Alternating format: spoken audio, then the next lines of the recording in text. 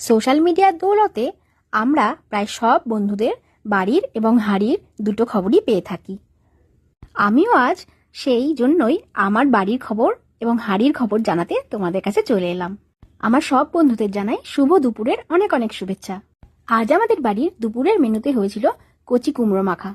গরম গরম ভাতের সাথে কচি কুমড়ো মাখা খেতে খুব ভালো লাগে। তোমাদের কার কার পছন্দ জানাতে অবশ্যই ভুলো না কিন্তু।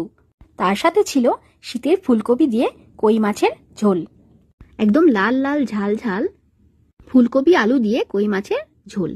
এটা আমাদের বাড়ির সবাই খুব খেতে ভালোবাসে। তার সাথে হয়েছিল মূলো শাক ভাজা। এই শাকটা খেতে আমার খুব ভালো লাগে। তোমাদের কার কার ভালো লাগে জানিও। রবিবার বলে একটু বেশি রান্নাবান্না হয়ে গেছিল সেদিন। আর ছিল ভাত, আর তার সাথে ছিল ডিমের অমলেট কারি। ডিমের সমস্ত পদই আমার খুব ভালো লাগে, তাই একঘেয়ে ডিমের ঝোল রান্না না করে একটু অন্যরকমভাবে করে নিয়েছিলাম। আর তার সাথে ছিল সেদ্ধ ডাল মাখা। কাঁচা লঙ্কা দিয়ে ডাল মাখাটা খুব ভালো লাগে। গরম গরম ভাতের সাথে এজন্য এক অমৃত।